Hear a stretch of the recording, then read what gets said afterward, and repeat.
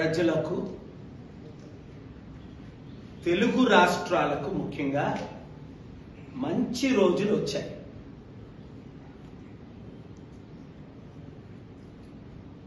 తెలంగాణ ముఖ్యమంత్రి Revanth Reddy garu global peace and economic summit, ఏ summit కొరకైతే గద్దరన్న, మల్లు రవి, హనుమంతరావు గారు, అనేకులు, రోషయ్య గారు చీఫ్ సెక్రటరీస్ ఫైట్ చేశారు, ఆ సమిట్ అక్టోబర్ 2, 2024 హైదరాబాదులో చేయటానికి వారు ఒప్పుకున్నారు. అలాగే దేశ విదేశాల నుంచి ప్రెసిడెంట్లు, ప్రధానమంత్రులు, ప్రెసిడెంట్లు, ముఖ్యంగా బిలియనీర్స్, కుబేర్లు మరలా నేను తీసుకురావడానికి ముఖ్యమంత్రి గారు వారిని హోస్ట్ చేయడానికి సమిట్ ని హైదరాబాద్ లో ఒప్పుకోవడం, అది ప్రతి ఒక్క తెలుగు బిడ్డకి గర్వపడవలసిన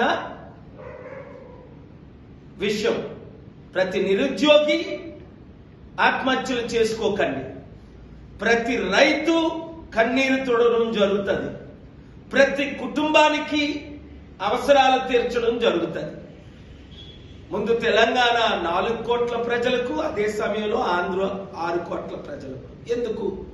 అక్టోబర్ 2 నుండి డిసెంబర్ 31 వరకు మీరు ఊహించని రీతిలో, అప్పుడు నేను బిల్ క్లింటన్ చంద్రబాబు నాయుడిని కలువు హైదరాబాద్ వెళ్ళంటే, Bill Clinton American president Hyderabad వచ్చాడు.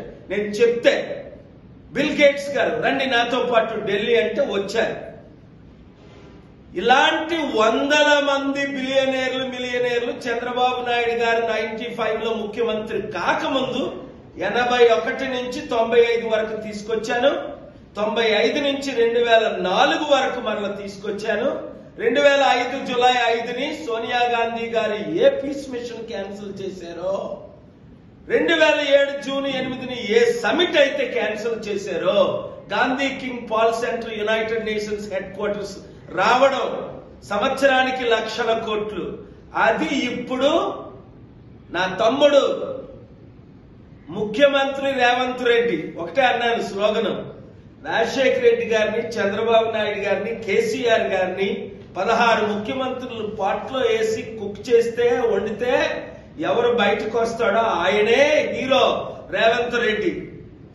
నేను కొంతమంది కాంగ్రెస్ నాయకులకు వార్నింగ్ ఇస్తున్నా, మీరు కూడా ఎన్టీ రామారావుకి వెన్నుపోట పొడిచినట్టు రేవంత్ రెడ్డికి వెన్నుపోట పొడిచి ముఖ్యమంత్రి అవ్వాలని ఒక 4 ప్రయత్నిస్తున్నారు. గుండె గీసేస్తా, పైకి పంపించేస్తా, ఒళ్ళు దగ్గర పెట్టుకుని ఉండండి.